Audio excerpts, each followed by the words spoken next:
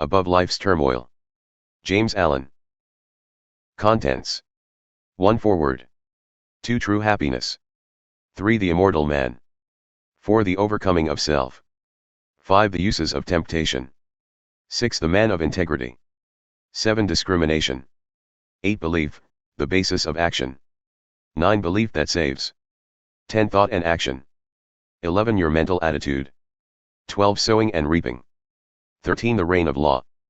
14. The Supreme Justice. 15. The Use of Reason. 16. Self-discipline. 17. Resolution. 18. The Glorious Conquest. 19. Contentment in activity. 20. The Temple of Brotherhood. 21. Pleasant Pastures of Peace. Foreword.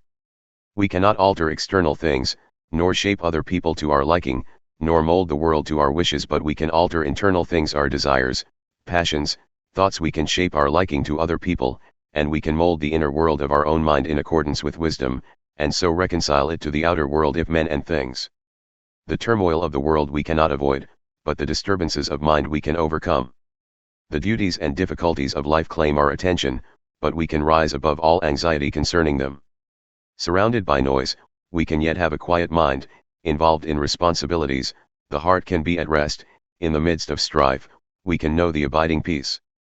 The 20 pieces which comprise this book, unrelated as some of them are in the letter, will be found to be harmonious in the spirit, in that they point the reader towards those heights of self-knowledge and self-conquest which, rising above the turbulence of the world, lift their peaks where the heavenly silence reigns. James Allen. 1. True Happiness. To maintain an unchangeable sweetness of disposition, to think only thoughts that are pure and gentle, and to be happy under all circumstances. Such blessed conditions and such beauty of character and life should be the aim of all, and particularly so of those who wish to lessen the misery of the world. If anyone has failed to lift himself above ungentleness, impurity, and unhappiness, he is greatly deluded if he imagines he can make the world happier by the propagation of any theory or theology. He who is daily living in harshness, impurity, or unhappiness is day by day adding to the sum of the world's misery, whereas he who continually lives in goodwill, and does not depart from happiness, is day by day increasing the sum of the world's happiness, and this independently of any religious beliefs which these may or may not hold. He who has not learned how to be gentle, or giving, loving and happy, has learned very little, great though his book learning and profound his acquaintance which the letter of Scripture may be, for it is in the process of becoming gentle, pure, and happy that the deep, real and enduring lessons of life are learned. Unbroken sweetness of conduct in the face of all outward antagonism is the infallible indication of a self-conquered soul, the witness of wisdom, and the proof of the possession of truth. A sweet and happy soul is the ripened fruit of experience and wisdom, and it sheds abroad the invisible yet powerful aroma of its influence, gladdening the hearts of others, and purifying the world. And all who will, and who have not yet commenced, may begin this day, if they will so resolve, to live sweetly and happily, as becomes the dignity of a true manhood or womanhood. Do not say that your surroundings are against you. A man's surroundings are never against him, they are there to aid him, and all those outward occurrences over which you lose sweetness and peace of mind are the very conditions necessary to your development, and it is only by meeting and overcoming them that you can learn, and grow, and ripen. The fault is in yourself.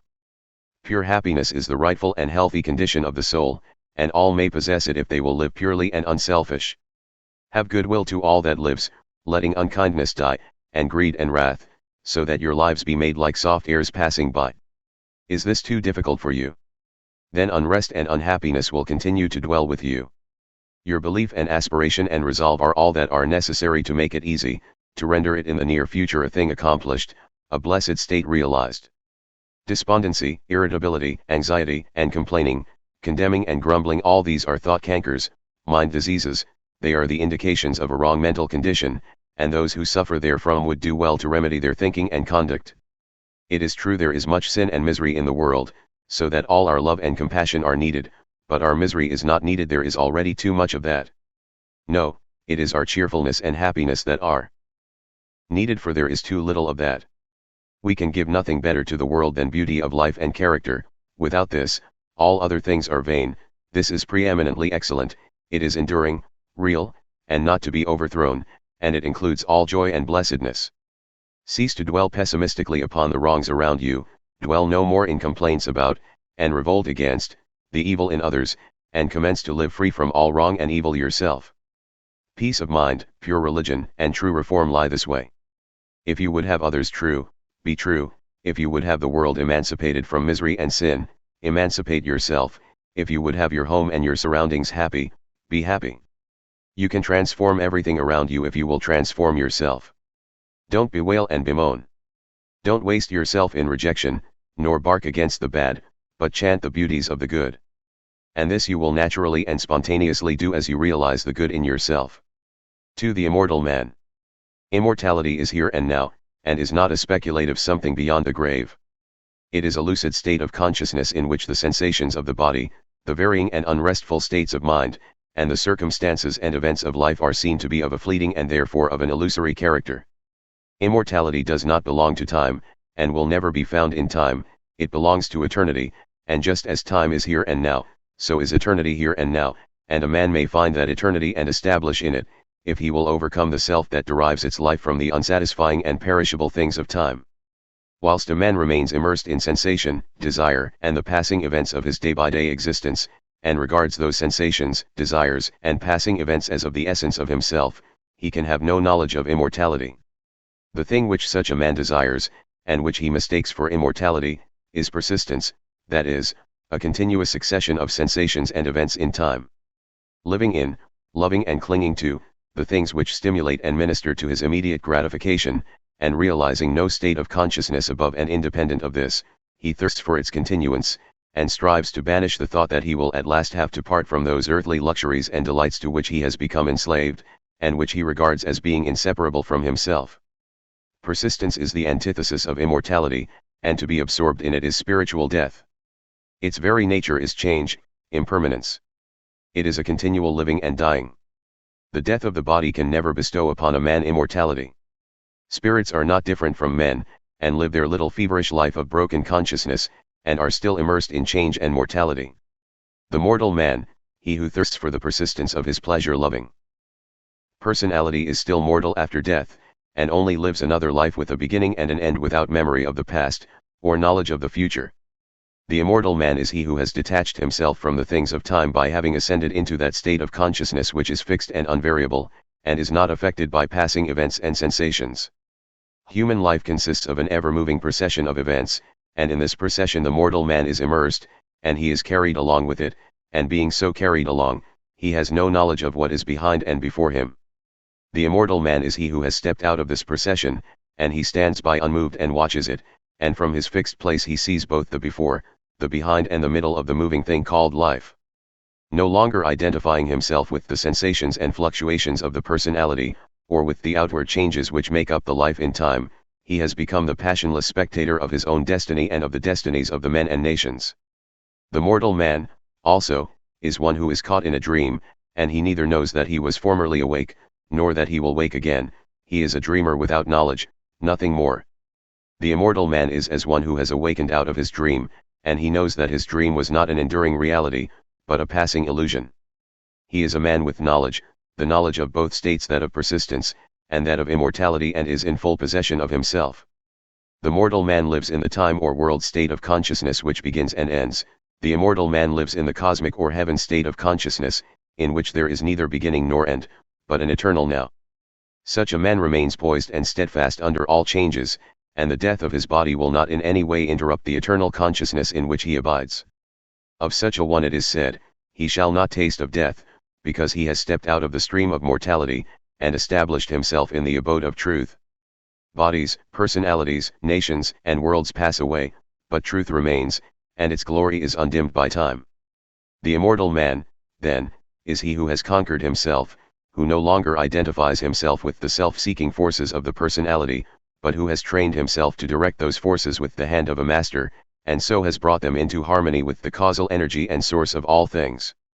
The fret and fever of life has ceased, doubt and fear are cast out, and death is not for him who has realized the fadeless splendor of that life of truth by adjusting heart and mind to the eternal and unchangeable verities.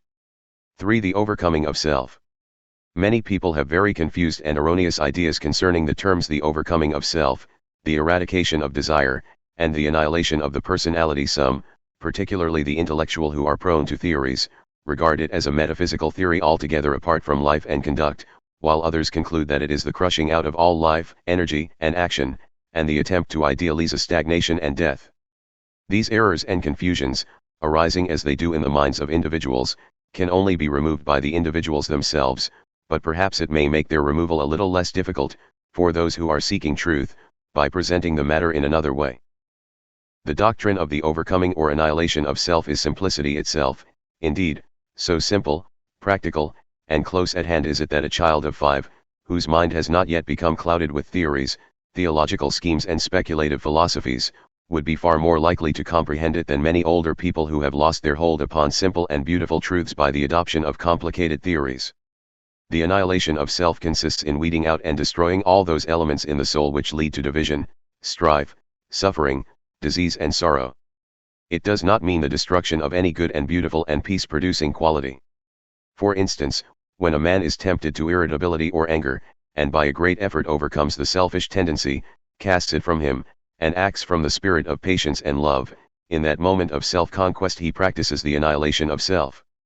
Every noble man practices it in part, though he may deny it in his words, and he who carries out this practice to its completion, eradicating every selfish tendency until only the divinely beautiful qualities remain, he is said to have annihilated the personality, all the personal elements, and to have arrived at truth. The self which is to be annihilated is composed of the following 10 worthless and sorrow-producing elements: lust, hatred, avarice, self-indulgence, self-seeking, vanity, pride, doubt, dark belief, delusion. It is the total abandonment, the complete annihilation of these 10 elements, for they comprise the body of desire. On the other hand, it teaches the cultivation, practice, and preservation of the following 10 divine qualities: purity, patience, humility, self-sacrifice, self-reliance, fearlessness, knowledge, wisdom, compassion, love. These comprise the body of truth, and to live entirely in them is to be a doer and knower of the truth, is to be an embodiment of truth. The combination of the 10 elements is called self or the personality. The combination of the 10 qualities produces what is called truth, the impersonal, the abiding, real and immortal man. It will thus be seen that it is not the destruction of any noble, true, and enduring quality that is taught, but only the destruction of those things that are ignoble, false, and evanescent. Neither is this overcoming of self the deprivation of gladness, happiness, and joy, but rather is it the constant possession of these things by living in the joy-begetting qualities. It is the abandonment of the lust for enjoyment, but not of enjoyment itself, the destruction of the thirst for pleasure, but not of pleasure itself, the annihilation of the selfish longing for love and power and possessions themselves. It is the preservation of all those things which draw and bind men together in unity and concord, and, far from idealizing stagnation and death, urges men to the practice of those qualities which lead to the highest, noblest, most effective, and enduring action. He whose actions proceed from some or all of the 10 elements wastes his energies upon negations, and does not preserve his soul, but he whose actions proceed from some or all of the 10 qualities, he truly and wisely acts and so preserves his soul.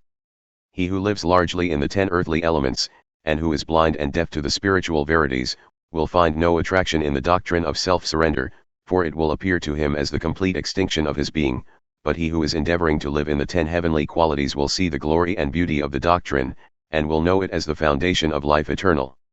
He will also see that when men apprehend and practice it, industry, commerce, government, and every worldly activity will be purified, and action, purpose, and intelligence, instead of being destroyed, will be intensified and enlarged, but freed from strife and pain. For the uses of temptation. The soul, in its journey towards perfection, passes through 3 distinct stages. The first is the animal stage, in which the man is content to live, in the gratification of his senses, unawakened to the knowledge of sin, or of his divine inheritance, and altogether unconscious of the spiritual possibilities within himself. The second is the dual stage, in which the mind is continually oscillating between its animal and divine tendencies, having become awakened to the consciousness of both. It is during this stage that temptation plays its part in the progress of the soul. It is a stage of continual fighting, of falling and rising, of sinning and repenting, for the man, still loving, and reluctant to leave, the gratifications in which he has so long lived, yet also aspires to the purity and excellence of the spiritual state, and he is continually mortified by an undecided choice. Urged on by the divine life within him, this stage becomes at last one of deep anguish and suffering, and then the soul is ushered into the third stage, that of knowledge, in which the man rises above both sin and temptation, and enters into peace. Temptation, like contentment in sin, is not a lasting condition as the majority of people suppose. It is a passing phase, an experience through which the soul must pass, but as to whether a man will pass through that condition in this present life, and realize holiness and heavenly rest here and now, will depend entirely upon the strength of his intellectual and spiritual exertions, and upon the intensity and ardor with which he searches for truth. Temptation, with all its attendant torments, can be overcome here and now, but it can only be overcome by knowledge. It is a condition of darkness or of semi-darkness. The fully enlightened soul is proof against all temptation. When a man fully understands the source, nature, and meaning of temptation, in that hour he will conquer it, and will rest from his long travail. But whilst he remains in ignorance, attention to religious observances, and much praying and reading of scripture will fail to bring him peace. If a man goes out to conquer an enemy, knowing nothing of his enemy's strength, tactics, or place of ambush, he will not only ignominiously fail, but will speedily fall into the hands of the enemy. He who would overcome his enemy the tempter, must discover his stronghold and place of concealment, and must also find out the unguarded gates in his own fortress where his enemy effects so easy an entrance. This necessitates continual meditation, ceaseless watchfulness, and constant and rigid introspection, which lays bare, before the spiritual eyes of the tempted one, the vain and selfish motives of his soul. This is the holy warfare of the saints. It is the fight upon which every soul enters when it awakens out of its long sleep of animal indulgence. Men fail to conquer, and the fight is indefinitely prolonged, because they labor, almost universally, under two delusions: first, that all temptations come from without, and second, that they are tempted because of their goodness. Whilst a man is held in bondage by these two delusions, he will make no progress. When he has shaken them off, he will pass on rapidly from victory to victory, and will taste of spiritual joy and rest. Two searching truths must take the place of these two delusions, and those truths are, first, that all temptation comes from within, and second, that a man is tempted because of the evil that is within him. The idea that God, a devil, evil spirits, or outward objects are the source of temptation must be dispelled. The source and cause of all temptation is in the inward desire, that being purified or eliminated, outward objects and extraneous powers are utterly powerless to move the soul to sin or to temptation. The outward object is merely the occasion of the temptation, never the cause. This is in the desire of the one tempted. If the cause existed in the object, all men would be tempted alike, temptation could never be overcome, and men would be hopelessly doomed to endless torment. But seated, as it is, in his own desires, he has the remedy in his own hands, and can become victorious over all temptation by purifying those desires. A man is tempted because there are within him certain desires or states of mind which he has come to regard as unholy. These desires may lie asleep for a long time, and the man may think that he has got rid of them, when suddenly, on the presentation of an outward object, the sleeping desire wakes up and thirsts of immediate gratification, and this is the state of temptation. The good in a man is never tempted. Goodness destroys temptation. It is the evil in a man that is aroused and tempted. The measure of a man's temptations is the exact register of his own unholiness. As a man purifies his heart, temptation ceases, for when a certain unlawful desire has been taken out of the heart, the object which formerly appealed to it can no longer do so, but becomes dead and powerless, for there is nothing left in the heart that can respond to it. The honest man cannot be tempted to steal, let the occasion be ever so opportune. The man of purified appetites cannot be tempted to gluttony and drunkenness, though the viands and wines be the most luscious. He of an enlightened understanding, whose mind is calm in the strength of inward virtue, can never be tempted to anger, irritability or revenge, and the wiles and charms of the wanton fall upon the purified heart as empty meaningless shadows. Temptation shows a man just where he is sinful and ignorant, and is a means of urging him on to higher altitudes of knowledge and purity. Without temptation the soul cannot grow and become strong, there could be no wisdom, no real virtue, and though there would be lethargy and death, there could be no peace and no fullness of life. When temptation is understood and conquered, perfection is assured, and such perfection may become any man's who is willing to cast every selfish and impure desire by which he is possessed, into the sacrificial fire of knowledge. Let men, therefore, search diligently for truth, realizing that whilst they are subject to temptation, they have not comprehended truth, and have much to learn. Yet who are tempted know, then, that ye are tempted of yourselves. For every man is tempted when he is drawn away of his own lust, says the Apostle James. You are tempted because you are clinging to the animal within you and are unwilling to let go, because you are living in the false mortal self which is ever devoid of all true knowledge, knowing nothing, seeking nothing, but its own immediate gratification, ignorant of every truth, and of every divine principle. Clinging to that self, you continually suffer the pains of three separate torments, the torment of desire, the torment of repletion, and the torment of remorse. So flameth Thrishna, lust, and thirst of things. Eager, ye cleave to shadows, dote on dreams, a false self in the midst ye plant, and make a world around which seems, blind to the height beyond, deaf to the sound of sweet airs breathed from far past Indra's sky, dumb to the summons of the true life kept for him who false puts by.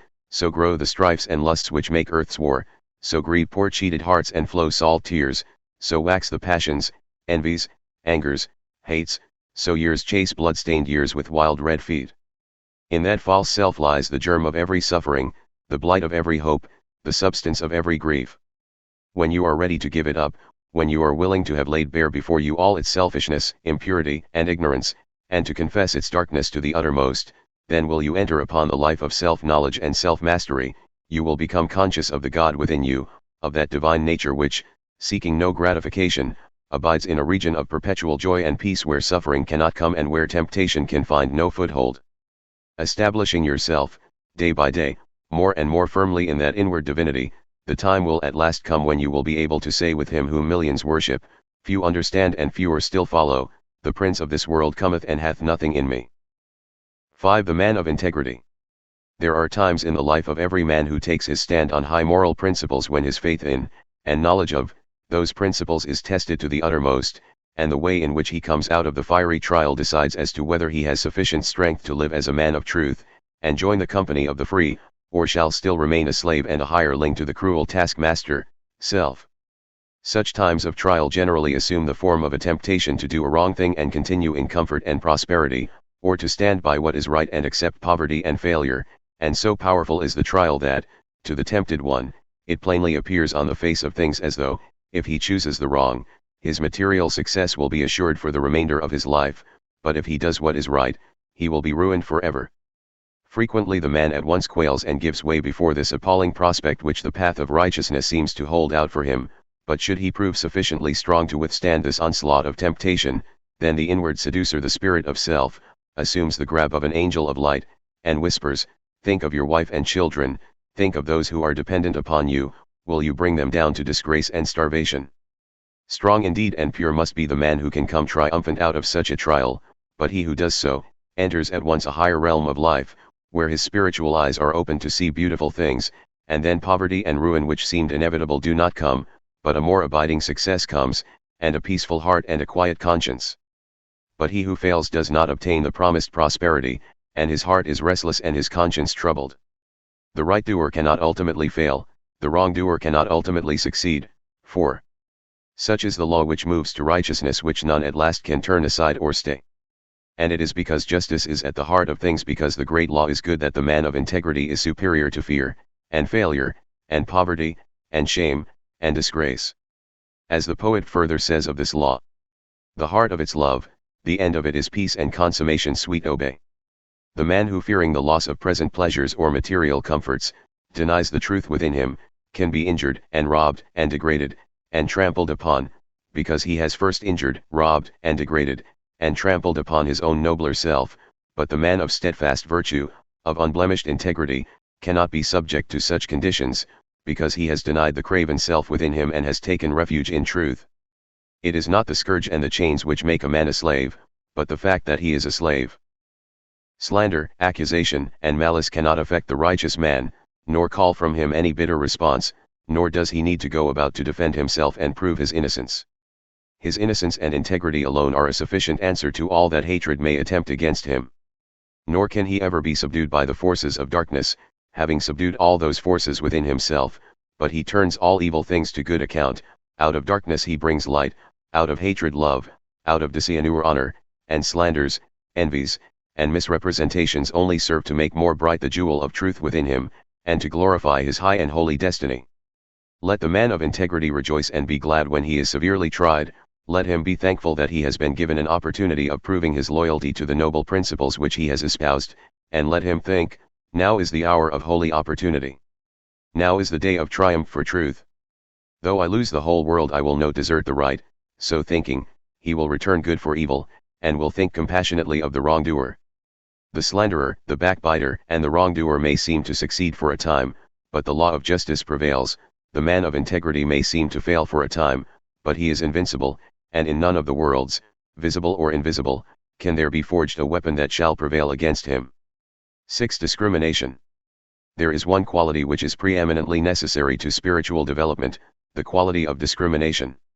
A man's spiritual progress will be painfully slow and uncertain until there opens with him the eye of discrimination, for without this testing, proving, searching quality, he will but grope in the dark, will be unable to distinguish the real from the unreal, the shadow from the substance, and will so confuse the false with the true as to mistake the inward promptings of his animal nature for those of the Spirit of truth. A blind man left in a strange place may go grope his way in darkness, but not without much confusion and many painful falls and bruisings. Without discrimination a man is mentally blind, and his life is a painful groping in darkness, a confusion in which vice and virtue are indistinguishable one from the other, where facts are confounded with truths, opinions with principles, and where ideas, events, men, and things appear to be out of all relation to each other. A man's mind and life should be free from confusion. He should be prepared to meet every mental, material, and spiritual difficulty, and should not be inextricably caught, as many are, in the meshes of doubt, indecision and uncertainty when troubles and so-called misfortunes come along. He should be fortified against every emergency that can come against him, but such mental preparedness and strength cannot be attained in any degree without discrimination, and discrimination can only be developed by bringing into play and constantly exercising the analytical faculty. Mind, like muscle, is developed by use, and the assiduous exercise of the mind in any given direction will develop, in that direction, mental capacity and power. The merely critical faculty is developed and strengthened by continuously comparing and analyzing the ideas and opinions of others. But discrimination is something more and greater than criticism, it is a spiritual quality, from which the cruelty and egotism which so frequently accompany criticism are eliminated, and by virtue of which a man sees things as they are, and not as he would like them to be. Discrimination, being a spiritual quality, can only be developed by spiritual methods, namely, by questioning, examining, and analyzing one's own ideas, opinions, and conduct. The critical, fault-finding faculty must be withdrawn from its merciless application to the opinions and conduct of others, and must be applied, with undiminished severity, to oneself. A man must be prepared to question his every opinion, his every thought, and his every line of conduct, and rigorously and logically test them. Only in this way can the discrimination which destroys confusion will be developed. Before a man can enter upon such mental exercise, he must make himself of a teachable spirit. This does not mean that he must allow himself to be led by others, it means that he must be prepared to yield up any cherished thoughts to which he clings, if it will not bear the penetrating light of reason, if it shrivels up before the pure flames of searching aspirations. The man who says, I am right, and who refuses to question his position in order to discover whether he is right, will continue to follow the line of his passions and prejudices, and will not acquire discrimination. The man who humbly asks, Am I right, and then proceeds to test and prove his position by earnest thought and the love of truth, will always be able to discover the true and to distinguish it from the false, and he will acquire the priceless possession of discrimination. The man who is afraid to think searchingly upon his opinions, and to reason critically upon his position, will have to develop moral courage before he can acquire discrimination. A man must be true to himself, fearless with himself, before he can perceive the pure principles of truth, before he can receive the all-revealing light of truth. The more truth is inquired of, the brighter it shines, it cannot suffer under examination and analysis. The more error is questioned, the darker it grows, it cannot survive the entrance of pure and searching thought. To prove all things is to find the good and throw the evil. He who reasons and meditates learns to discriminate, he who discriminates discovers the eternally true. Confusion, suffering and spiritual darkness follow the thoughtless. Harmony, blessedness, and the light of truth attend upon the thoughtful. Passion and prejudice are blind, and cannot discriminate, they are still crucifying the Christ and releasing Barabbas. 7. Belief, the basis of action. Belief is an important word in the teachings of the wise, and it figures prominently in all religions. According to Jesus, a certain kind of belief is necessary to salvation or regeneration, and Buddha definitely taught that right belief is the first and most essential step in the way of truth, as without right belief there cannot be right conduct, and he who has not learned how to rightly govern and conduct himself, has not yet comprehended the simplest rudiments of truth. Belief as laid down by the great teachers, is not belief in any particular school, philosophy, or religion, but consists of an altitude of mind determining the whole course of one's life. Belief and conduct are, therefore, inseparable, for the one determines the other. Belief is the basis of all action, and, this being so, the belief which dominates the hearts or mind is shown in the life. Every man acts, thinks, lives in exact accordance with the belief which is rooted in his innermost being, and such is the mathematical nature of the laws which govern mind that it is absolutely impossible for anyone to believe in two opposing conditions at the same time. For instance, it is impossible to believe in justice and injustice, hatred and love, peace and strife, self and truth. Every man believes in one or the other of these opposites, never in both, and the daily conduct of every man indicates the nature of his belief. The man who believes in justice, who regards it as an eternal and indestructible principle, never boils over with righteous indignation, does not grow cynical and pessimistic over the inequalities of life, and remains calm and untroubled through all trials and difficulties. It is impossible for him to act otherwise, for he believes that justice reigns, and that, therefore, all that is called injustice is fleeting and illusory. The man who is continually getting enraged over the injustice of his fellow men, who talks about himself being badly treated, or who mourns over the lack of justice in the world around him, shows by his conduct, his attitude of mind, that he believes in injustice. However he may protest to the contrary, in his inmost heart he believes that confusion and chaos are dominant in the universe, the result being that he dwells in misery and unrest, and his conduct is faulty. Again, he who believes in love, in its stability and power, practices it under all circumstances, never deviates from it, and bestows it alike upon enemies as upon friends. He who slanders and condemns, who speaks disparagingly of others, or regards them with contempt, believes not in love, but hatred. All his actions prove it, even though with tongue or pen he may eulogize love. The believer in peace is known by his peaceful conduct. It is impossible for him to engage in strife. If attacked he does not retaliate, for he has seen the majesty of the angel of peace, and he can no longer pay homage to the demon of strife. The stirrer-up of strife, the lover of argument, he who rushes into self-defense upon any or every provocation, believes in strife, and will have naught to do with peace. Further, he who believes in truth renounces himself, that is, he refuses to center his life in those passions, desires, and characteristics which crave only their own gratification, and by thus renouncing he becomes steadfastly fixed in truth, and lives a wise, beautiful, and blameless life. The believer in self is known by his daily indulgences, gratifications, and vanities, and by the disappointments, sorrows, and mortifications which he continually suffers. The believer in truth does not suffer, for he has given up that self which is the cause of such suffering.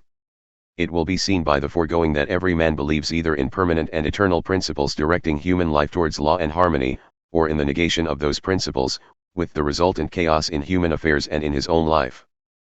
Belief in the divine principles of justice, compassion, love, constitutes the right belief laid down by Buddha as being the basis of right conduct, and also the belief unto salvation as emphasized in the Christian scriptures, for he who so believes cannot do otherwise than build his whole life upon these principles, and so purifies his heart, and perfects his life.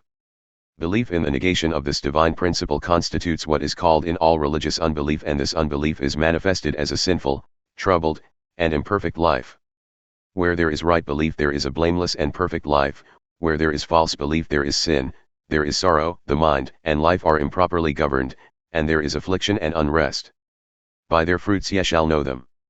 There is much talk about belief in Jesus, but what does belief in Jesus mean? It means belief in his words, in the principles he enunciated and lived, in his commandments and in his exemplary life of perfection. He who declares belief in Jesus, and yet is all the time living in his lusts and indulgences, or in the spirit of hatred and condemnation, is self-deceived. He believes not in Jesus. He believes in his own animal self. As a faithful servant delights in carrying out the commands of his master, so he who believes in Jesus carries out his commandments, and so is saved from sin. The supreme test of belief in Jesus is this: do I keep his commandments? And this test is applied by St. John himself in the following words: he that saith, I know him, Jesus, and keepeth not his commandments, is a liar, and the truth is not in him. But whose keepeth his word, in him verily is the word of God perfected. It will be found after a rigid and impartial analysis, that belief lies at the root of all human conduct. Every thought, every act, every habit, is the direct outcome of a certain fixed belief, and one's conduct alters only as one's belief are modified. What we cling to, in that we believe, what we practice, in that we believe. When our belief in a thing ceases, we can no longer cling to or practice it, it falls away from us as a garment outworn. Men cling to their lusts and lies and vanities, because they believe in them, believe there is gain and happiness in them. When they transfer their belief to the divine qualities of purity and humility, those sins trouble them no more. Men are saved from error by belief in the supremacy of truth. They are saved from sin by belief in holiness or perfection. They are saved from evil by belief in good, for every belief is manifested in the life. It is not necessary to inquire as to a man's theological belief, for that is of little or no account, for what can it avail a man to believe that Jesus died for him, or that Jesus is God, or that he is justified by faith if he continues to live in his lower, sinful nature? All that is necessary to ask is this: how does a man live, how does he conduct himself under trying circumstances? The answer to these questions will show whether a man believes in the power of evil or in the power of good. He who believes in the power of good, lives a good, spiritual, or godly life, for goodness is God, verily is God himself, and he will soon leave behind him all sins and sorrows who believes, with steadfast and unwavering faith, in the supreme good. 8. The belief that saves. It has been said that a man's whole life and character is the outcome of his belief, and also that his belief has nothing whatever to do with his life. Both statements are true. The confusion and contradiction of these two statements are only apparent, and are quickly dispelled when it is remembered that there are two entirely distinct kinds of beliefs, namely, head belief and heart belief. Head, or intellectual belief, is not fundamental and causative, but it is superficial and consequent, and that it has no power in the molding of a man's character, the most superficial observer may easily see. Take, for instance, half a dozen men from any creed. They not only hold the same theological belief, but confess the same articles of faith in every particular, and yet their characters are vastly different. One will be just as noble as another is ignoble, one will be mild and gentle, another coarse and irascible, one will be honest, another dishonest, one will indulge certain habits which another will rigidly abjure, and so on, plainly indicating that theological belief is not an influential factor in a man's life. A man's theological belief is merely his intellectual opinion or view of the universe, God, the Bible, etc., and behind and underneath this head belief there lies, deeply rooted in his innermost being, the hidden, silent, secret belief of his heart, and it is this belief which molds and makes his whole life. It is this which makes those 6 men who, whilst holding the same theology, are yet so vastly at variance in their deeds, they differ in the vital belief of the heart. What, then, is this heart belief? It is that which a man loves and clings to and fosters in his soul, for he thus loves and clings to and fosters in his heart, because he believes in them, and believing in them and loving them, he practices them. Thus is his life the effect of his belief, but it has no relation to the particular creed which comprises his intellectual belief. One man clings to impure and immoral things because he believes in them, another does not cling to them because he has ceased to believe in them. A man cannot cling to anything unless he believes in it. Belief always precedes action, therefore a man's deeds and life are the fruits of his belief. The priest and the Levite who passed by the injured and helpless man, held, no doubt, very strongly to the theological doctrines of their fathers. That was their intellectual belief, but in their hearts they did not believe in mercy, and so lived and acted accordingly. The Good Samaritan may or may not have had any theological beliefs, nor was it necessary that he should have, but in his heart he believed in mercy, and acted accordingly. Strictly speaking, there are only 2 beliefs which vitally affect the life, and they are, belief in good and belief in evil. He who believes in all those things that are good, will love them, and live in them. He who believes in those things that are impure and selfish, will love them, and cling to them. The tree is known by its fruits. A man's beliefs about God, Jesus, and the Bible are one thing, his life, as bound up in his actions, is another.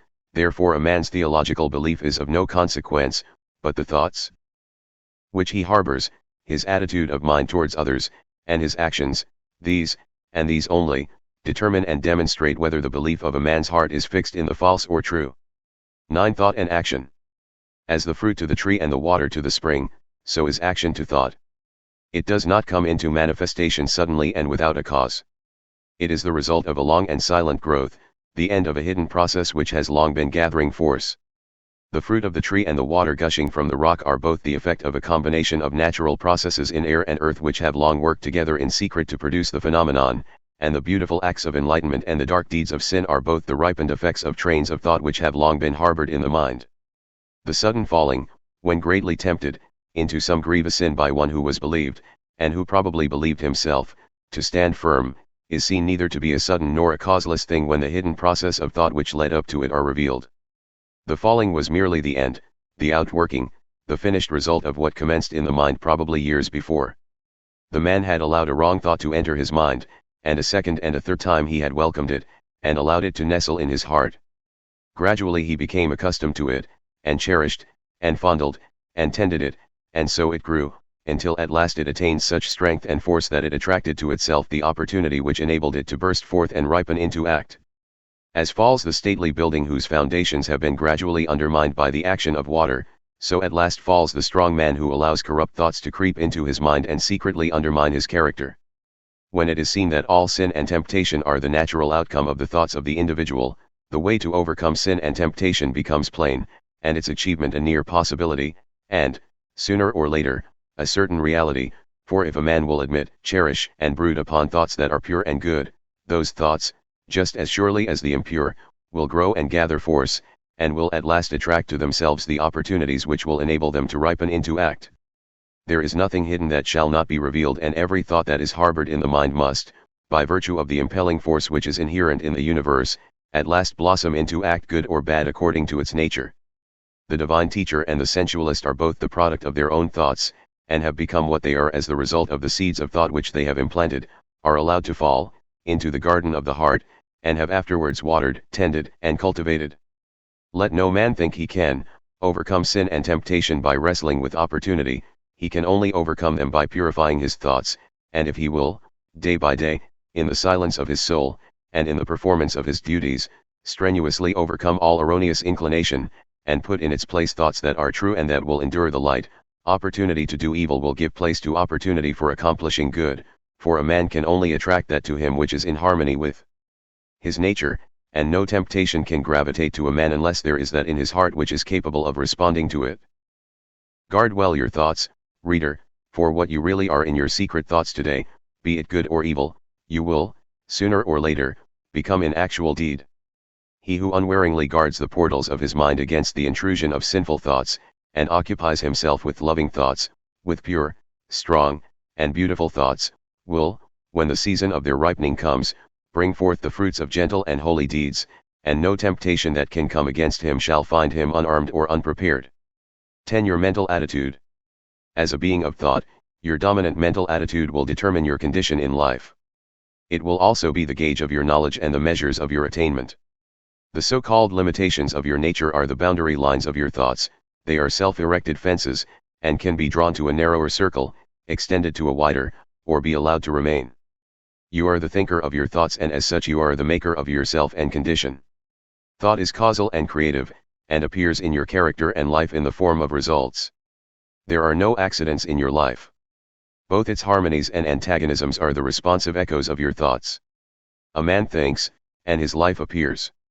If your dominant mental attitude is peaceable and lovable, bliss and blessedness will follow you. If it be resistant and hateful, trouble and distress will cloud your pathway. Out of ill will come grief and disaster, out of goodwill, healing and reparation. You imagine your circumstances as being separate from yourself, but they are intimately related to your thought world. Nothing appears without an adequate cause. Everything that happens is just. Nothing is fated, everything is formed. As you think, you travel, as you love, you attract. You are today where your thoughts have brought you, you will be tomorrow where your thoughts take you. You cannot escape the result of your thoughts, but you can endure and learn, can accept and be glad. You will always come to the place where your love, your most abiding and intense thought, can receive its measure of gratification. If your love be base, you will come to a base place. If it be beautiful, you will come to a beautiful place. You can alter your thoughts, and so alter your condition. Strive to perceive the vastness and grandeur of your responsibility. You are powerful, not powerless. You are as powerful to obey as you are to disobey, as strong to be pure as to be impure, as ready for wisdom as for ignorance. You can learn what you will, can remain as ignorant as you choose. If you love knowledge you will obtain it, if you love wisdom you will secure it, if you love purity you will realize it. All things await your acceptance, and you choose by the thoughts which you entertain. A man remains ignorant because he loves ignorance, and chooses ignorant thoughts. A man becomes wise because he loves wisdom and chooses wise thoughts. No man is hindered by another, he is only hindered by himself. No man suffers because of another, he suffers only because of himself. By the noble gateway of pure thought you can enter the highest heaven, by the ignoble doorway of impure thought you can descend into the lowest hell. Your mental attitude towards others will faithfully react upon yourself, and will manifest itself in every relation of your life. Every impure and selfish thought that you send out comes back to you in your circumstances in some form of suffering. Every pure and unselfish thought returns to you in some form of blessedness. Your circumstances are effects of which the cause is inward and invisible. As the father-mother of your thoughts you are the maker of your state and condition. When you know yourself, you will perceive that every event in your life is weighed in the faultless balance of equity. When you understand the law within your mind you will cease to regard yourself as the impotent and blind tool of circumstances, and will become the strong and seeing master. 11. Sowing and Reaping. Go into the fields and country lanes in the springtime, and you will see farmers and gardeners busy sowing seeds in the newly prepared soil. If you were to ask any one of those gardeners or farmers what kind of produce he expected from the seed he was sowing, he would doubtless regard you as foolish, and would tell you that he does not expect at all, that it is a matter of common knowledge that his produce will be of the kind which he is sowing, and that he is sowing wheat, or barley, or turnips, as the case may be, in order to reproduce that particular kind. Every fact and process in nature contains a moral lesson for the wise man. There is no law in the world of nature around us which is not to be found operating with the same mathematical certainty in the mind of man and in human life. All the parables of Jesus are illustrative of this truth, and are drawn from the simple facts of nature. There is a process of seed sowing in the mind and life, a spiritual sowing which leads to a harvest according to the kind of seed sown. Thoughts, words, and acts are seeds sown, and, by the inviolable law of things, they produce after their kind. The man who thinks hateful thoughts brings hatred upon himself. The man who thinks loving thoughts is loved. The man whose thoughts, words, and acts are sincere, is surrounded by sincere friends. The insincere man is surrounded by insincere friends. The man who sows wrong thoughts and deeds, and prays that God will bless him, is in the position of a farmer who, having sown tares, asks God to bring forth for him a harvest of wheat. That which ye sow, ye reap. See yonder fields, the sesamum was sesamum, the corn was corn, the silence and the darkness knew. So is a man's fate born, he cometh reaper of the things he sowed. He who would be blessed, let him scatter blessings. He who would be happy, let him consider the happiness of others. Then there is another side to the seed sowing. The farmer must scatter all his seed upon the land, and then leave it to the elements. Were he to covetously hoard his seed, he would lose both it and his produce, for his seed would perish. It perishes when he sows it, but in perishing it brings forth a great abundance. So in life, we get by giving, we grow rich by scattering. The man who says he is in possession of knowledge which he cannot give out because the world is incapable of receiving it, either does not possess such knowledge, or, if he does, will soon be deprived of it, if he is not already so deprived. To hoard is to lose, to exclusively retain is to be dispossessed. Even the man who would increase his material wealth must be willing to part with, invest, what little capital he has, and then wait for the increase. So long as he retains his hold on his precious money, he will not only remain poor, but will be growing poorer every day. He will, after all, lose the thing he loves, and will lose it without increase. But if he wisely lets it go, if, like the farmer, he scatters his seeds of gold, then he can faithfully wait for, and reasonably expect, the increase. Men are asking God to give them peace and purity and righteousness and blessedness, but are not obtaining these things, and why not? Because they are not practicing them, not sowing them.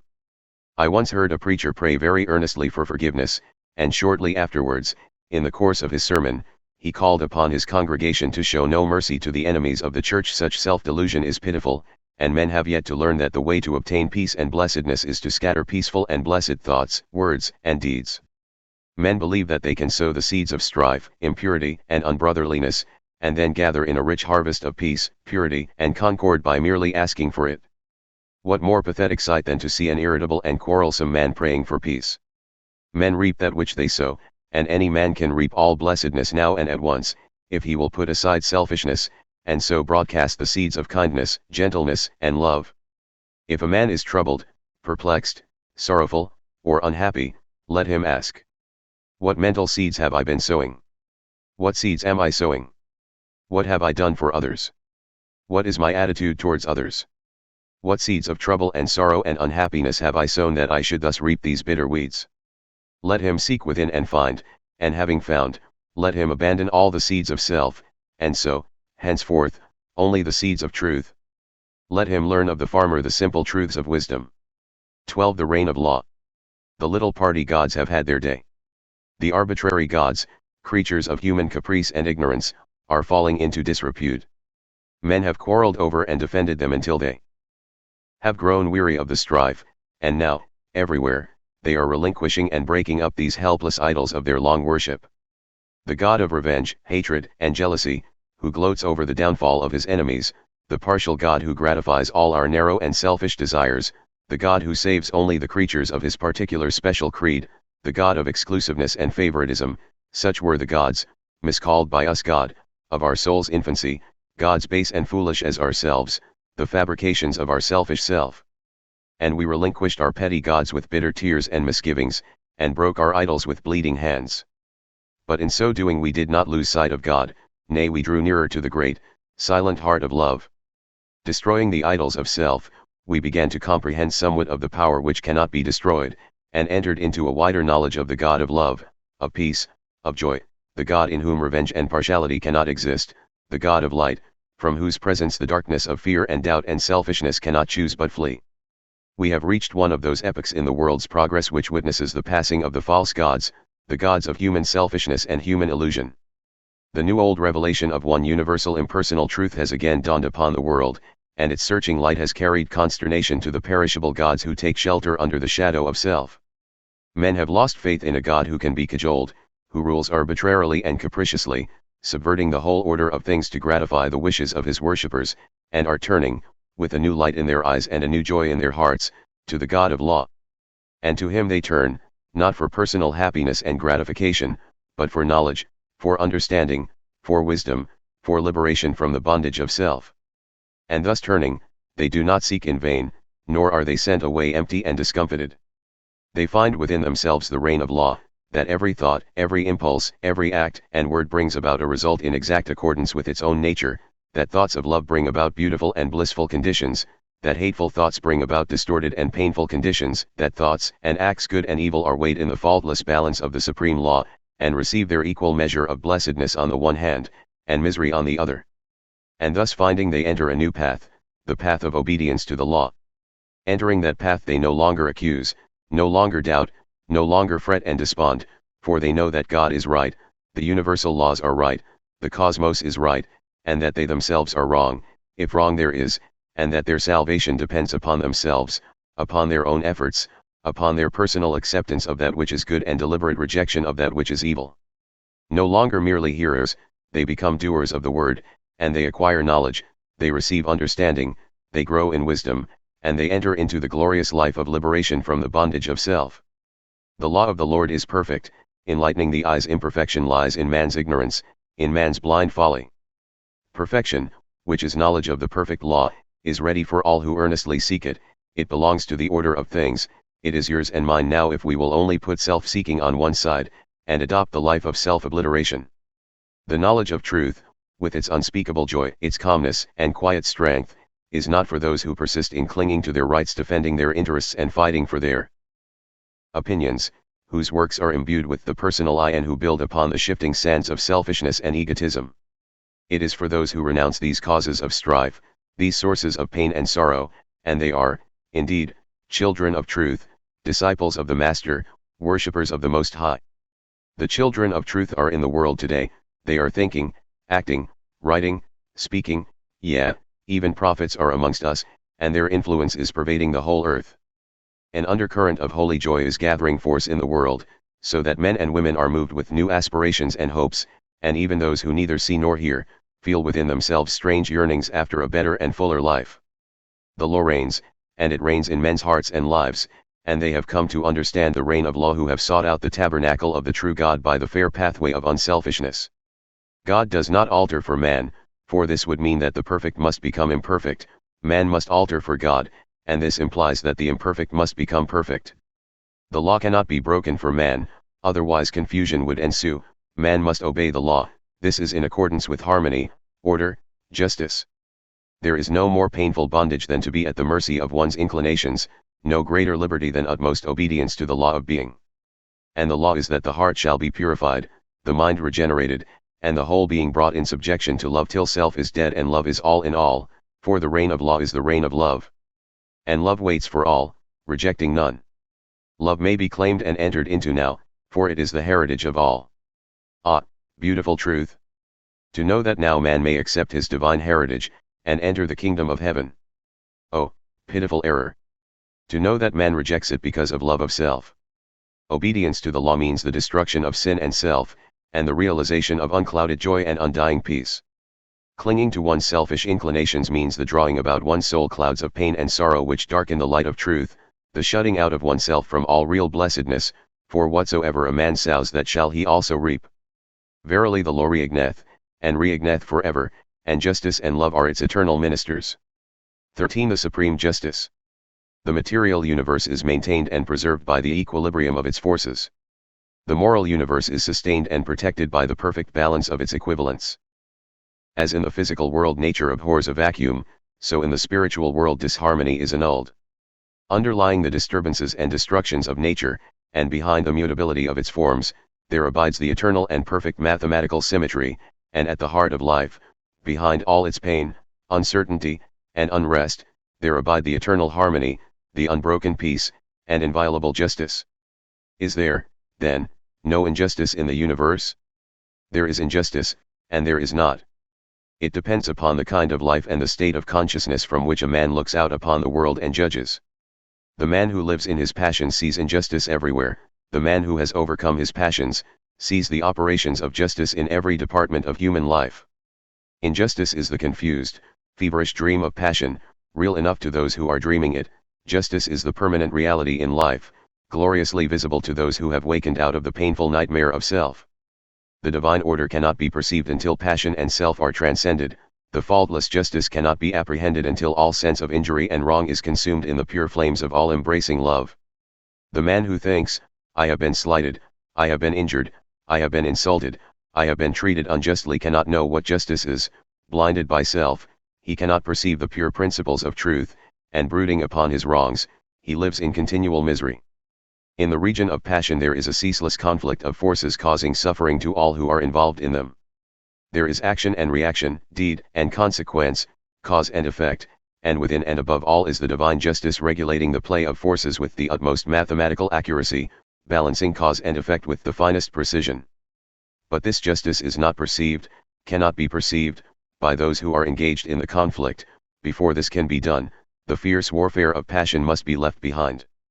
The world of passion is the abode of schisms, quarrelings, wars, lawsuits, accusations, condemnations, impurities, weaknesses, follies, hatreds, revenges, and resentments. How can a man perceive justice or understand truth who is even partly involved in the fierce play of its blinding elements? As well expect a man caught in the flames of a burning building to sit down and reason out the cause of the fire. In this realm of passion, men see injustice in the actions of others because, seeing only immediate appearances, they regard every act as standing by itself, undetached from cause and consequence. Having no knowledge of cause and effect in the moral sphere, men do not see the exacting and balancing process which is momentarily proceeding, nor do they ever regard their own actions as unjust, but only the actions of others. A boy beats a defenseless animal, then a man beats the defenseless boy for his cruelty, then a stronger man attacks the man for his cruelty to the boy. Each believes the other to be unjust and cruel, and himself to be just and humane, and doubtless most of all would the boy justify his conduct toward the animal as altogether necessary. Thus does ignorance keep alive hatred and strife, thus do men blindly inflict suffering upon themselves, living in passion and resentment, and not finding the true way in life. Hatred is met with hatred, passion with passion, strife with strife. The man who kills is himself killed, the thief who lives by depriving others is himself deprived, the beast that preys on others is hunted and killed, the accuser is accused, the condemner is condemned, the denouncer is persecuted. By this the slayer's knife doth stab himself, the unjust judge has lost his own defender, the false tongue dooms its lie, the creeping thief and spoiler rob to render. Such is the law. Passion also has its active and passive sides. Fool and fraud, oppressor and slave, aggressor and retaliator, the charlatan and the superstitious, complement each other, and come together by the operation of the law of justice. Men unconsciously cooperate in the mutual production of affliction, the blind lead the blind, and both fall together into the ditch. Pain, grief, sorrow, and misery are the fruits of which passion is the flower. Where the passion-bound soul sees only injustice, the good man, he who has conquered passion, sees cause and effect, sees the supreme justice. It is impossible for such a man to regard himself as treated unjustly, because he has ceased to see injustice. He knows that no one can injure or cheat him, having ceased to injure or cheat himself. However passionately or ignorantly men may act towards him, it cannot possibly cause him any pain, for he knows that whatever comes to him, it may be abuse and persecution, can only come as the effect of what he himself has formerly sent out. He therefore regards all things as good, rejoices in all things, loves his enemies and blesses them that curse him, regarding them as the blind but beneficent instruments by which he is enabled to pay his moral debts to the great law. The good man, having put away all resentment, retaliation, self-seeking, and egotism, has arrived at a state of equilibrium and has thereby become identified with the eternal and universal equilibrium. Having lifted himself above the blind forces of passion, he understands those forces, contemplates them with a calm penetrating insight, like the solitary dweller upon a mountain who looks down upon the conflict of the storms beneath his feet. For him, injustice has ceased, and he sees ignorance and suffering on the one hand and enlightenment and bliss on the other. He sees that not only do the fool and the slave need his sympathy, but that the fraud and the oppressor are equally in need of it, and so his compassion is extended towards all. The supreme justice and the supreme love are one. Cause and effect cannot be avoided, consequences cannot be escaped.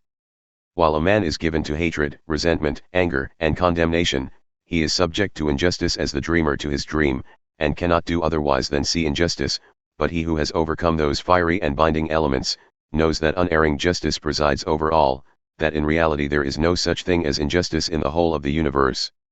14. The use of reason. We have heard it said that reason is a blind guide, and that it draws men away from truth rather than leads them to it. If this were true, it were better to remain, or to become, unreasonable, and to persuade others so to do. We have found, however, that the diligent cultivation of the divine faculty of reason brings about calmness and mental poise, and enables one to meet cheerfully the problems and difficulties of life. It is true there is a higher light than reason, even that of the spirit of truth itself, but without the aid of reason, truth cannot be apprehended. They who refuse to trim the lamp of reason will never, whilst they so refuse, perceive the light of truth, for the light of reason is a reflection of that light. Reason is a purely abstract quality, and comes midway between the animal and divine consciousness in man, and leads, if rightly employed, from the darkness of one to the light of the other. It is true that reason may be enlisted in the service of the lower, self-seeking nature, but this is only a result of its partial and imperfect exercise. A fuller development of reason leads away from the selfish nature, and ultimately allies the soul with the highest, the divine. That spiritual Percival who, searching for the holy grail of the perfect life, is again and again left alone, and wearying in a land of sand and thorns, is not so stranded because he has followed reason, but because he is still clinging to, and is reluctant to leave, some remnants of his lower nature. He who will use the light of reason as a torch to search for truth will not be left at last in comfortless darkness. Come, now, and let us reason together, saith the Lord, though your sins be as scarlet, they shall be as white as snow. Many men and women pass through untold sufferings, and at last die in their sins, because they refuse to reason, because they cling to those dark delusions which even a faint glimmer of the light of reason would dispel, and all must use their reason freely, fully, and faithfully, who would exchange the scarlet robe of sin and suffering for the white garment of blamelessness and peace. It is because we have proved and know these truths that we exhort men to tread the middle road, whose course bright reason traces, and soft quiet smooths. For reason leads away from passion and selfishness into the quiet ways of sweet persuasion and gentle forgiveness, and he will never be led astray, nor will he follow blind guides, who faithfully adheres to the apostolic injunction, prove all things, and hold fast that which is good. They, therefore, who despise the light of reason, despise the light of truth. Large numbers of people are possessed of the strange delusion that reason is somehow intimately connected with the denial of the existence of God. This is probably due to the fact that those who try to prove that there is no God usually profess to take their stand upon reason, while those who try to prove the reverse generally profess to take their stand on faith. Such argumentative combatants, however, are frequently governed more by prejudice than either reason or faith, their object being not to find truth, but to defend and confirm a preconceived opinion. Reason is concerned, not with ephemeral opinions, but with the established truth of things, and he who is possessed of the faculty of reason in its purity and excellence can never be enslaved by prejudice, and will put from him all preconceived opinions as worthless. He will neither attempt to prove nor disprove, but after balancing extremes and bringing together all apparent contradictions, he will carefully and dispassionately weigh and consider them, and so arrive at truth. Reason is, in reality, associated with all that is pure and gentle, moderate and just.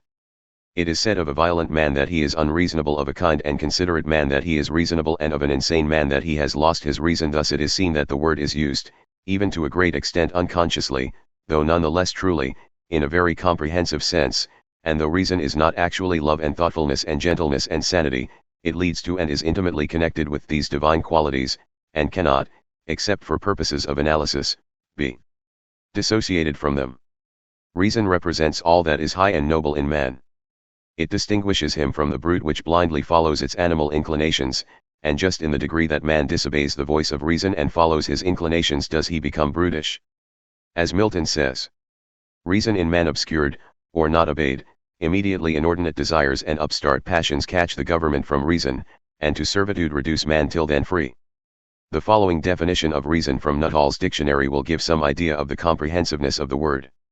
The cause, ground, principle, or motive of anything said or done, efficient cause, final cause, the faculty of intelligence in man, especially the faculty by which we arrive at necessary truth.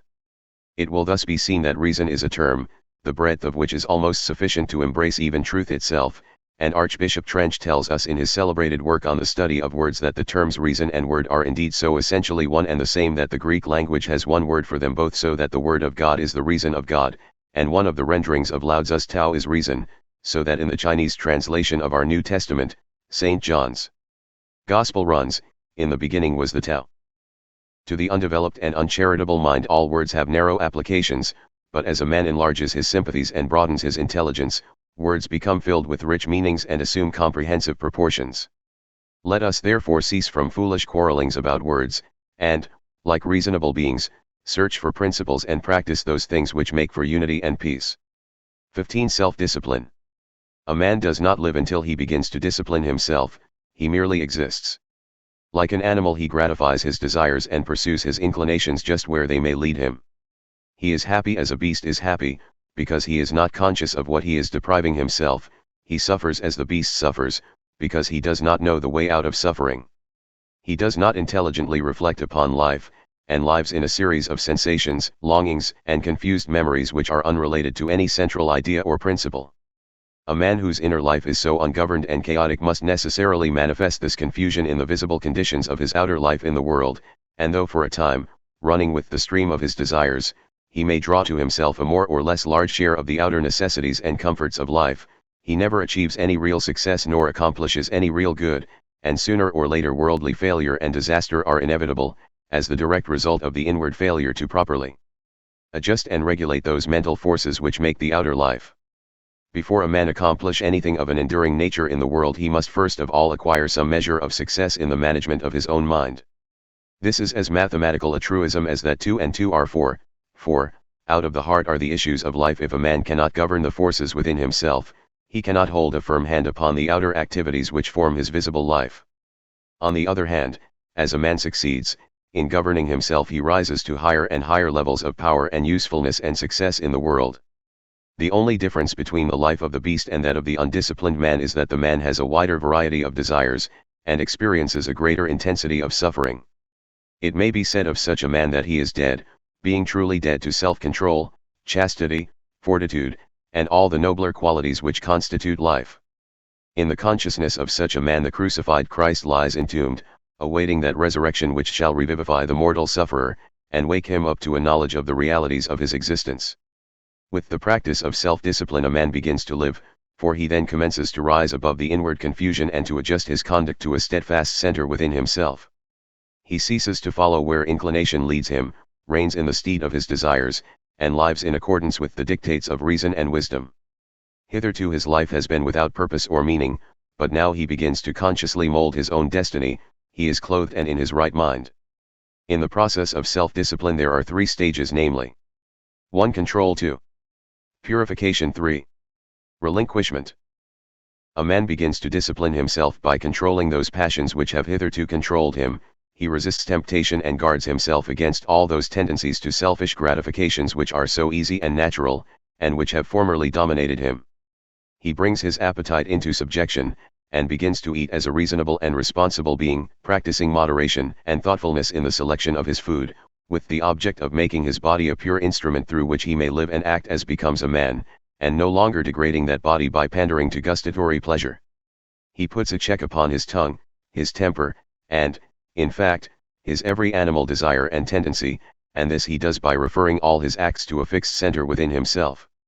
It is a process of living from within outward, instead of, as formerly, from without inward. He conceives of an ideal, and, enshrining that ideal in the sacred recesses of his heart, he regulates his conduct in accordance with its exaction and demands. There is a philosophical hypothesis that at the heart of every atom and every aggregation of atoms in the universe there is a motionless center which is the sustaining source of all the universal activities. Be this as it may, there is certainly in the heart of every man and woman a selfless center without which the outer man could not be, and the ignoring of which leads to suffering and confusion. This selfless center, which takes the form, in the mind, of an ideal of unselfishness and spotless purity, the attainment of which is desirable, is man's eternal refuge from the storms of passion and all the conflicting elements of his lower nature. It is the rock of ages, the Christ within, the divine and immortal in all men. As a man practices self-control he approximates more and more to this inward reality, and is less and less swayed by passion and grief, pleasure and pain, and lives a steadfast and virtuous life, manifesting manly strength and fortitude. The restraining of the passions, however, is merely the initial stage in self-discipline, and is immediately followed by the process of purification. By this a man so purifies himself as to take passion out of the heart and mind altogether, not merely restraining it when it rises within him, but preventing it from rising altogether. By merely restraining his passions a man can never arrive at peace, can never actualize his ideal. He must purify those passions. It is in the purification of his lower nature that a man becomes strong and godlike, standing firmly upon the ideal center within, and rendering all temptations powerless and ineffectual. This purification is effected by thoughtful care, earnest meditation, and holy aspiration, and as success is achieved confusion of mind and life pass away, and calmness of mind and spiritualized conduct ensure. True strength and power and usefulness are born of self-purification, for the lower animal forces are not lost, but are transmuted into intellectual and spiritual energy. The pure life, pure in thought and deed, is a life of conservation of energy. The impure life, even should the impurity not extend beyond thought, is a life of dissipation of energy. The pure man is more capable, and therefore more fit to succeed in his plans and to accomplish his purposes than the impure. Where the impure man fails, the pure man will step in and be victorious, because he directs his energies with a calmer mind and a greater definiteness and strength of purpose. With the growth in purity, all the elements which constitute a strong and virtuous manhood are developed in an increasing degree of power, and as a man brings his lower nature into subjection, and makes his passions do his bidding, just so much will he mold the outer circumstances of his life, and influence others for good. The third stage of self-discipline, that of relinquishment, is a process of letting the lower desires and all impure and unworthy thoughts drop out of the mind, and also refusing to give them any admittance, leaving them to perish. As a man grows purer, he perceives that all evil is powerless, unless it receives his encouragement, and so he ignores it, and lets it pass out of his life. It is by pursuing this aspect of self-discipline that a man enters into and realizes the divine life, and manifests those qualities which are distinctly divine, such as wisdom, patience, non-resistance, compassion, and love. It is here, also, where a man becomes consciously immortal, rising above all the fluctuations and uncertainties of life, and living in an intelligent and unchangeable peace. By self-discipline a man attains to every degree of virtue and holiness, and finally becomes a purified son of God, realizing his oneness with the central heart of all things. Without self-discipline a man drifts lower and lower, approximating more and more nearly to the beast, until at last he grovels, a lost creature, in the mire of his own befoulment.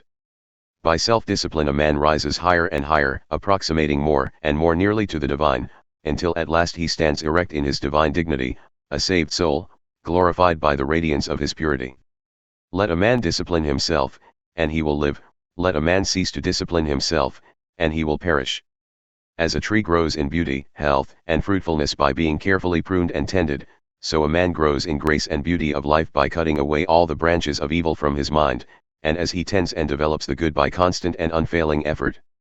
As a man by practice acquires proficiency in his craft, so the earnest man acquires proficiency in goodness and wisdom. Men shrink from self-discipline because in its early stages it is painful and repellent, and the yielding to desire is, at first, sweet and inviting, but the end of desire is darkness and unrest, whereas the fruits of discipline are immortality and peace. 16. Resolution. Resolution is the directing and impelling force in individual progress. Without it no substantial work can be accomplished. Not until a man brings resolution to bear upon his life does he consciously and rapidly develop, for a life without resolution is a life without aims, and a life without aims is a drifting and unstable thing.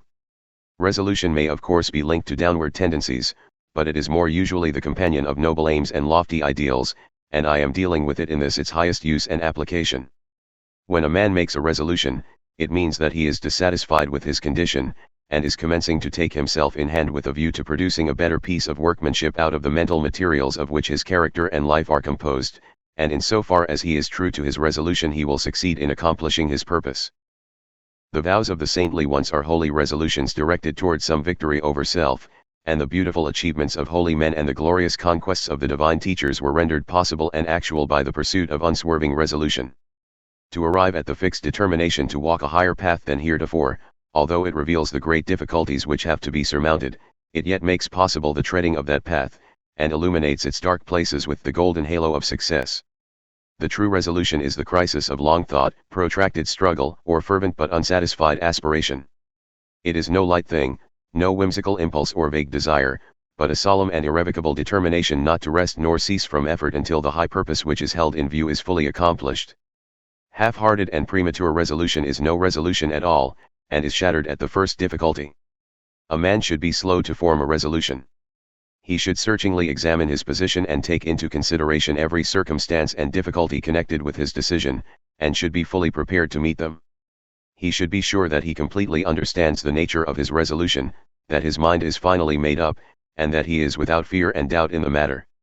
With the mind thus prepared, the resolution that is formed will not be departed from, and by the aid of it a man will, in due time, accomplish his strong purpose. Hasty resolutions are futile. The mind must be fortified to endure. Immediately the resolution to walk a higher path is made, temptation and trial begin. Men have found that no sooner have they decided to lead a truer and nobler life than they have been overwhelmed with such a torrent of new temptations and difficulties as make their position almost unendurable, and many men, because of this, relinquish their resolution. But these temptations and trials are a necessary part of the work of regeneration upon which the man has decided and must be hailed as friends and met with courage if the resolution is to do its work. For what is the real nature of a resolution? Is it not the sudden checking of a particular stream of conduct, and the endeavor to open up an entirely new channel? Think of an engineer who decides to turn the course of a powerfully running stream or river in another direction. He must first cut his new channel, and must take every precaution to avoid failure in the carrying out of his undertaking. But when he comes to the all-important task of directing the stream into its new channel, then the flowing force, which for ages has steadily pursued its accustomed course, becomes refractory, and all the patience and care and skill of the engineer will be required for the successful completion of the work. It is even so with the man who determines to turn his course of conduct in another and higher direction. Having prepared his mind, which is the cutting of a new channel, he then proceeds to the work of redirecting his mental forces, which have hitherto flowed on uninterruptedly, into the new course. Immediately this is attempted, the arrested energy begins to assert itself in the form of powerful temptations and trials hitherto unknown and unencountered. And this is exactly as it should be. It is the law, and the same law that is in the water is in the mind. No man can improve upon the established law of things, but he can learn to understand the law instead of complaining, and wishing things were different. The man who understands all that is involved in the regeneration of his mind will glory in tribulations, knowing that only by passing through them can he gain strength, obtain purity of heart, and arrive at peace.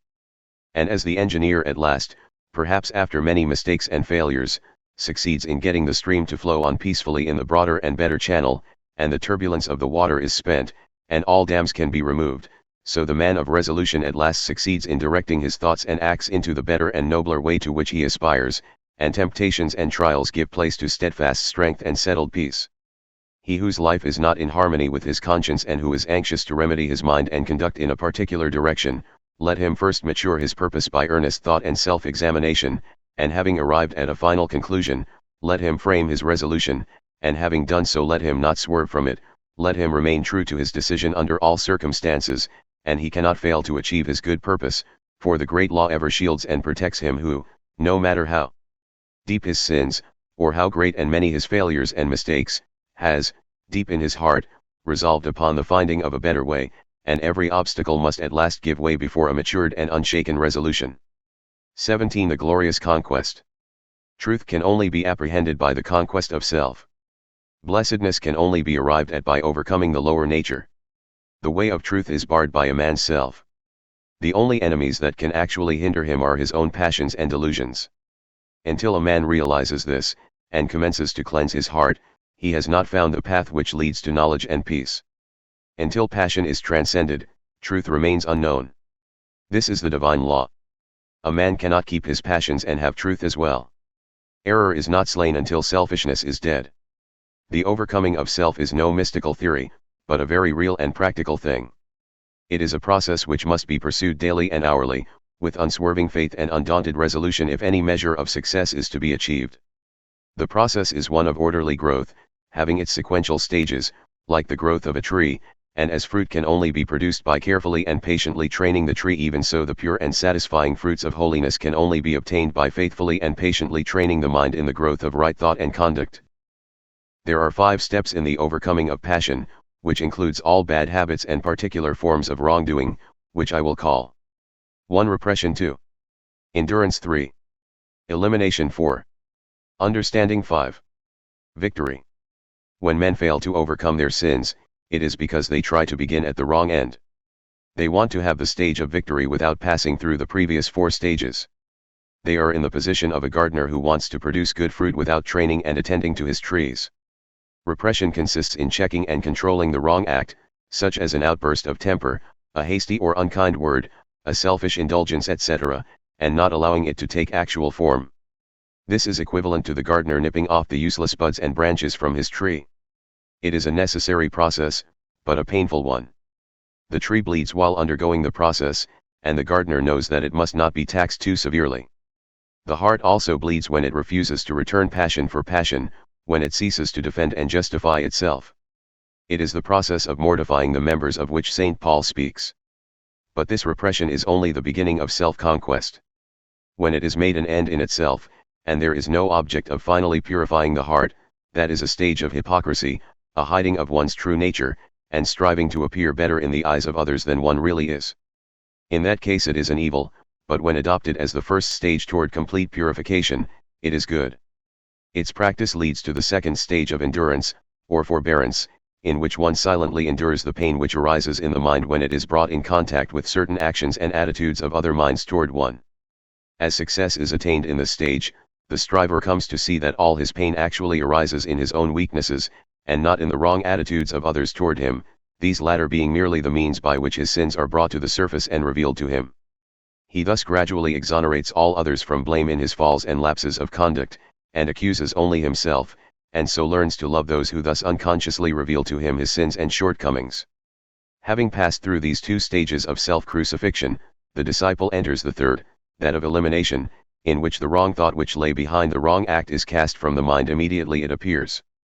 At this stage, conscious strength and holy joy begin to take the place of pain, and the mind having become comparatively calm, the striver is enabled to gain a deeper insight into the complexities of his mind, and thus to understand the inception, growth, and outworking of sin. This is the stage of understanding. Perfection in understanding leads to the final conquest of self, a conquest so complete that the sin can no more rise in the mind even as a thought or impression, for when the knowledge of sin is complete, when it is known in its totality, from its inception as a seed in the mind to its ripened outgrowth as act and consequence, then it can no more be allowed a place in life, but it is abandoned forever. Then the mind is at peace. The wrong acts of others no longer arouse wrong and pain in the mind of the disciple. He is glad and calm and wise. He is filled with love, and blessedness abides with him. And this is victory. 18. Contentment in activity. The confounding of a positive spiritual virtue or principle with a negative animal vice is common amongst writers even of what is called the advanced thought school, and much valuable energy is frequently expended in criticizing and condemning, where a little calm reasoning would have revealed a greater light, and led to the exercise of a broader charity. The other day I came across a vigorous attack upon the teaching of love, wherein the writer condemned such teaching as weakly, foolish, and hypocritical. Needless to say, that which he was condemning as love was merely weak sentimentality and hypocrisy. Another writer in condemning meekness does not know that what he calls meekness is only cowardice, while another who attacks chastity as a snare is really confusing painful and hypocritical restraint with the virtue of chastity. And just lately I received a long letter from a correspondent who took great pains to show me that contentment is a vice, and is the source of innumerable evils. That which my correspondent called contentment is, of course, animal indifference. The spirit of indifference is incompatible with progress, whereas the spirit of contentment may, and does, attend the highest form of activity, the truest advancement and development. Indolence is the twin sister of indifference, but cheerful and ready action is the friend of contentment. Contentment is a virtue which becomes lofty and spiritual in its later developments, as the mind is trained to perceive and the heart to receive the guidance, in all things, of a merciful law. To be contented does not mean to forego effort, it means to free effort from anxiety. It does not mean to be satisfied with sin and ignorance and folly, but to rest happily in duty done, work accomplished. A man may be said to be content to lead a groveling life, to remain in sin and in debt, but such a man's true state is one of indifference to his duty, his obligations, and the just claims of his fellow men. He cannot truly be said to possess the virtue of contentment. He does not experience the pure and abiding joy which is the accompaniment of active contentment. So far as his true nature is concerned, he is a sleeping soul, and sooner or later will be awakened by intense suffering, having passed through which he will find that true contentment which is the outcome of honest effort and true living. There are 3 things with which a man should be content. 1. With whatever happens. 2. With his friendships and possessions. 3. With his pure thoughts. Contented with whatever happens, he will escape grief. With his friends and possessions, he will avoid anxiety and wretchedness, and with his pure thoughts, he will never go back to suffer and grovel in impurities. There are 3 things with which a man should not be content. 1. With his opinions. 2. With his character. 3. With his spiritual condition. Not content with his opinions, he will continually increase in intelligence. Not content with his character, he will ceaselessly grow in strength and virtue, and not content with his spiritual condition, he will, every day, enter into a larger wisdom and fuller blessedness. In a word, a man should be contented, but not indifferent to his development as a responsible and spiritual being. The truly contented man works energetically and faithfully, and accepts all results with an untroubled spirit, trusting, at first, that all is well, but afterwards, with the growth of enlightenment, knowing that results exactly correspond with efforts. Whatsoever material possessions come to him, come not by greed and anxiety and strife, but by right thought, wise action, and pure exertion. 19. The Temple of Brotherhood. Universal brotherhood is the supreme ideal of humanity, and towards that ideal the world is slowly but surely moving. Today, as never before, numbers of earnest men and women are striving to make this ideal tangible and real. Fraternities are springing up on every hand, and press and pulpit, the world over, are preaching the brotherhood of man. The unselfish elements in all such efforts cannot fail to have their effect upon the race, and are with certainty urging it towards the goal of its noblest aspirations, but the ideal state has not yet manifested through any outward organization, and societies formed for the purpose of propagating brotherhood are continually being shattered to pieces by internal dissension. The brotherhood for which humanity sighs is withheld from actuality by humanity itself, nay, more, it is frustrated even by men who work zealously for it is a desirable possibility, and this because the purely spiritual nature of brotherhood is not perceived, and the principles involved, as well as the individual course of conduct necessary to perfect unity, are not comprehended. Brotherhood as a human organization cannot exist so long as any degree of self-seeking reigns in the hearts of men and women who band themselves together for any purpose, as such self-seeking must eventually rend the seamless code of loving unity. But although organized brotherhood has so far largely failed, any man may realize brotherhood in its perfection, and know it in all its beauty and completion, if he will make himself of a wise, pure, and loving spirit, removing from his mind every element of strife, and learning to practice those divine qualities without which brotherhood is but a mere theory, opinion, or elusive dream. For brotherhood is at first spiritual, and its outer manifestation in the world must follow as a natural sequence. As a spiritual reality it must be discovered by each man for himself, and in the only place where spiritual realities can be found, within himself, and it rests with each whether he shall choose or refuse it. There are 4 chief tendencies in the human mind which are destructive of brotherhood, and which bar the way to its comprehension, namely: pride, self-love, hatred, condemnation. Where these are there can be no brotherhood. In whatsoever heart these hold sway, discord rules, and brotherhood is not realized, for these tendencies are, in their very nature, dark and selfish and always make for disruption and destruction. From these 4 things proceeds that serpent brood of false actions and conditions which poison the heart of man, and fill the world with suffering and sorrow. Out of the spirit of pride proceed envy, resentment, and opinionativeness. Pride envies the position, influence, or goodness of others. It thinks, I am more deserving than this man or this woman. It also continually finds occasion for resenting the actions of others, and says, I have been snubbed, I have been insulted, and thinking altogether of his own excellence, it sees no excellence in others.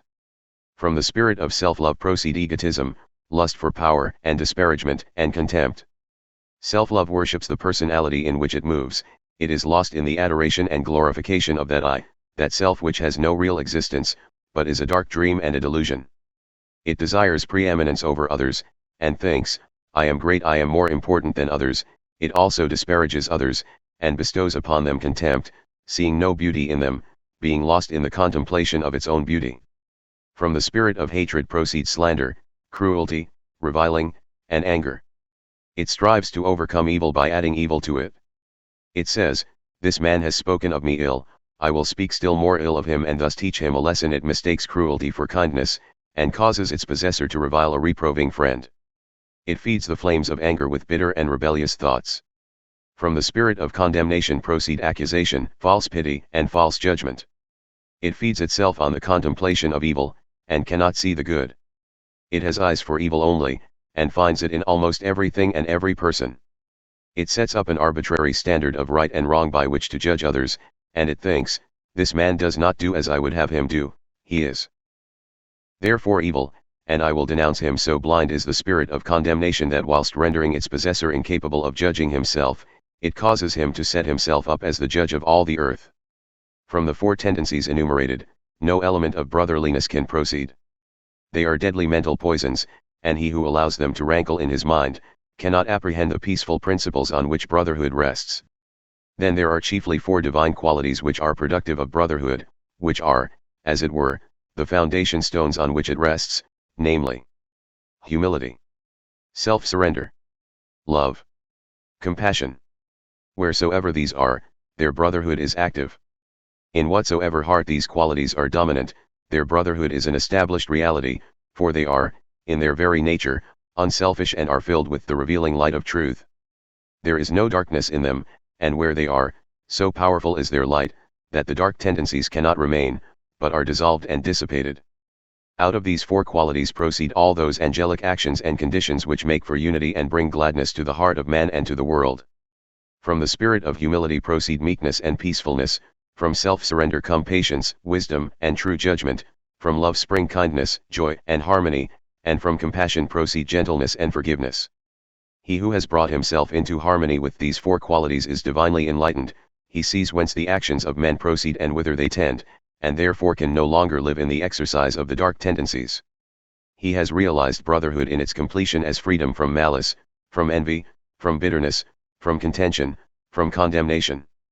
All men are his brothers, those who live in the dark tendencies, as well as those who live in the enlightened qualities, for he knows that when they have perceived the glory and beauty of the light of truth, the dark tendencies will be dispelled from their minds. He has but one attitude of mind towards all, that of goodwill. Of the 4 dark tendencies are born ill will and strife, of the 4 divine qualities are born goodwill and peace. Living in the 4 tendencies a man is a strife producer. Living in the 4 qualities a man is a peacemaker. Involved in the darkness of the selfish tendencies, men believe that they can fight for peace, kill to make alive, slay injury by injuring, restore love by hatred, unity by contention, kindness by cruelty, and establish brotherhood by erecting their own opinions, which they themselves will, in the course of time, abandon as worthless, as objects of universal adoration. The wished-for Temple of Brotherhood will be erected in the world when its 4 foundation stones of humility, self-surrender, love, and compassion are firmly laid in the hearts of men, for brotherhood consists, first of all, in the abandonment of self by the individual, and its after-effects is unity between man and man. Theories and schemes for propagating brotherhood are many, but brotherhood itself is one and unchangeable and consists in the complete cessation from egotism and strife, and in practicing goodwill and peace, for brotherhood is a practice and not a theory. Self-surrender and goodwill are its guardian angels, and peace is its habitation. Where 2 are determined to maintain an opposing opinion, the clinging to self and ill will are there, and brotherhood is absent. Where 2 are prepared to sympathize with each other, to see no evil in each other, to serve and not to attack each other, the love of truth and goodwill are there, and brotherhood is present. All strifes, divisions, and wars inhere in the proud, unyielding self, all peace, unity, and concord inhere in the principles which the yielding up of self reveals. Brotherhood is only practiced and known by him whose heart is at peace with all the world. 20 Pleasant Pastures of Peace. He who aspires to the bettering of himself and humanity should ceaselessly strive to arrive at the exercise of that blessed attitude of mind by which he is enabled to put himself, mentally and sympathetically in the place of others, and so, instead of harshly and falsely judging them, and thereby making himself unhappy without adding to the happiness of those others, he will enter into their experience, will understand their particular frame of mind, and will feel for them and sympathize with them. One of the great obstacles to the attainment of such an attitude of mind is prejudice, and until this is removed it is impossible to act toward others as we would wish others to act toward us. Prejudice is destructive of kindness, sympathy, love, and true judgment, and the strength of a man's prejudice will be the measure of his harshness and unkindness toward others, for prejudice and cruelty are inseparable. There is no rationality in prejudice, and, immediately it is aroused in a man he ceases to act as a reasonable being, and gives way to rashness, anger, and injurious excitement. He does not consider his words nor regard the feelings and liberties of those against whom his prejudices are directed. He has, for the time being, forfeited his manhood, and has descended to the level of an irrational creature. While a man is determined to cling to his preconceived opinions, mistaking them for truth, and refuses to consider dispassionately the position of others, he cannot escape hatred nor arrive at blessedness. The man who strives after gentleness, who aspires to act unselfishly toward others, will put away all his passionate prejudice and petty opinions, and will gradually acquire the power of thinking and feeling for others, of understanding their particular state of ignorance or knowledge, and thereby entering fully into their hearts and lives, sympathizing with them and seeing them as they are. Such a man will not oppose himself to the prejudices of others by introducing his own, but will seek to allay prejudice by introducing sympathy and love, striving to bring out all that is good in men, encouraging the good by appealing to it, and discouraging the evil by ignoring it. He will realize the good in the unselfish efforts of others, though their outward methods may be very different from his own, and will so rid his heart of hatred, and will fit it with love and blessedness.